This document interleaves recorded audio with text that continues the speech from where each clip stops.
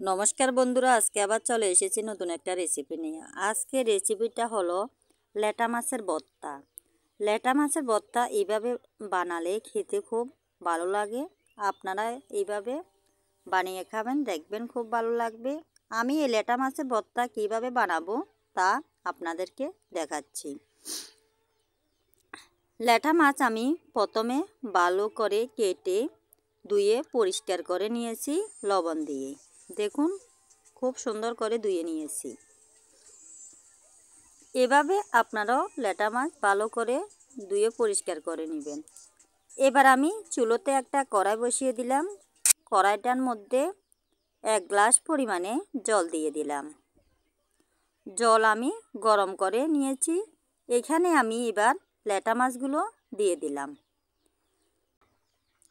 এই ল্যাটা মাছের মধ্যে আমি এবার দিয়ে দিচ্ছি স্বাদ মতো লবণ।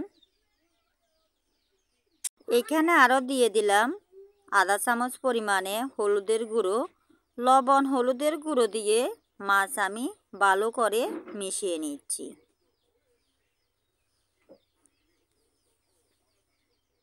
এবার আমি ল্যাটা মাছের মধ্যে দিয়ে দিচ্ছি 2 চামচ পরিমাণে মরিচের গুঁড়ো। এই ভর্তার সাথে মরিচটা একটু বেশি দিলে খেতেও খুব ভালো লাগবে।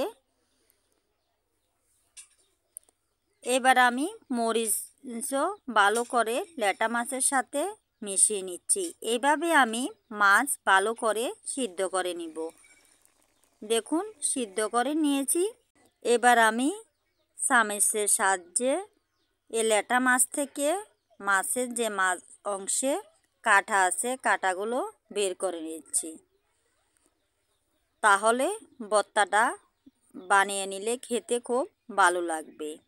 এভাবে আমি মাছের সব কাঁটা বের করে নেব।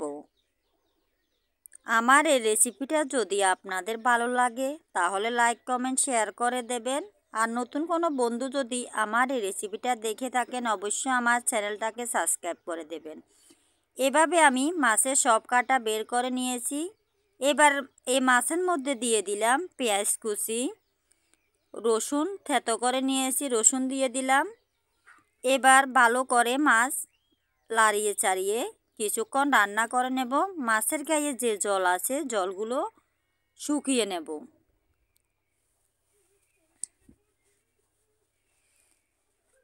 এভাবে কিছুক্ষণ রান্না করে নেওয়ার পর এখানে দিয়ে দিচ্ছি আমি 3টা কাঁচামরিচ কেটে। কাঁচামরিচের সাথেও আবার ভালো করে লাড়িয়ে চাড়িয়ে মিশিয়ে নেব। দেখুন, আমি ভালো করে রান্না করে নিয়েছি। এবার আমি একটা বাটির মধ্যে এই মাছগুলো নামিয়ে নেব।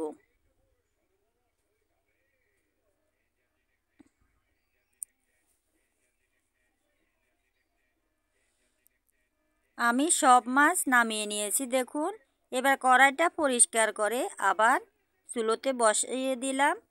কড়াইটা গরম করে নিয়েছি। এবার কড়াইয়ের মধ্যে দিয়ে দিলাম সরিষার তেল।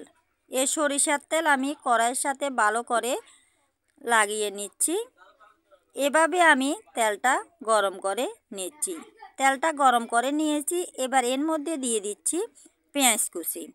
এই পেঁয়াজ কুচি আমি লাড়িয়ে চাড়িয়ে একটু লাল লাল করে ভেজে নেব। লাল লাল করে পেঁয়াজ কুচি ভেজে নিলে ভর্তাটা খেতেও খুব ভালো লাগবে। পেঁয়াজ কুচি আমি ভালো করে ভেজে নিয়েছি। দেখুন, এবারে এখানে যে মাছ সিদ্ধ করে রেখেছিলাম সে ল্যাটা মাছ দিয়ে দিলাম। এবার এর সাথে ভালো করে ল্যাটা মাছ লাড়িয়ে চাড়িয়ে দিচ্ছি। এভাবে আমি এই ল্যাটা মাছ কিছুক্ষণ পর পর লাড়িয়ে চাড়িয়ে রান্না করে নেব। এখানে একটু জল বের হয়েছে, এর জলও আমি একদম শুকিয়ে নেব।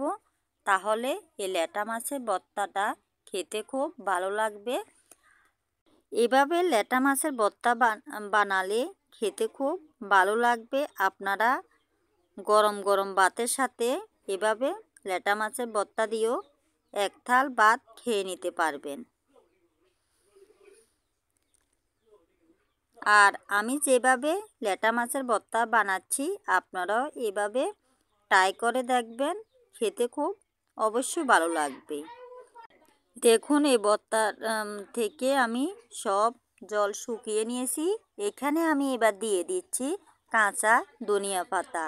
কাঁচা ধনিয়া পাতা দিয়ে ভালো করে লাড়িয়ে চাড়িয়ে আরও 5 মিনিট আমি রান্না করে নেব। আমার এই রেসিপির ভিডিওটা কেউ স্কিপ করে দেখবেন না, দয়া করে সবাই ফুল ওয়াচ করবেন।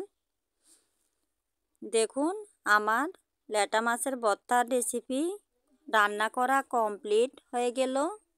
দেখুন কীরকম হয়েছে। এবার আমি একটা প্লেট নিয়েছি, প্লেটের মধ্যে আমি নামিয়ে নিচ্ছি। দেখুন তো বন্ধুরা কেমন হয়েছে আমার এই ল্যাটা মাছের ভর্তা। এরকম করে ভর্তা বানিয়ে নিলে গরম ভাতের সাথে একদম জমে যাবে। আর এতক্ষণ আমার পাশে থেকে আমার এই রেসিপির ভিডিওটা দেখার জন্য সবাইকে অনেক অনেক ধন্যবাদ। আজ এই পর্যন্তই বন্ধুরা, সবাই ভালো থাকবেন, সুস্থ থাকবেন। আবার চলে আসব নতুন একটা রেসিপি নিয়ে। এ পর্যন্ত সবাই সুস্থ থাকবেন। আর আমার এই রেসিপিটা কেমন হয়েছে অবশ্যই কমেন্ট করে জানাবেন। আর আপনারাও এভাবে বাসায় ট্রাই করবেন। ল্যাটা মাছের ভর্তার এই রেসিপিটা খেতে খুবই সুস্বাদু লাগবে। দেখুন দেখতে কেমন হয়েছে। টাটা।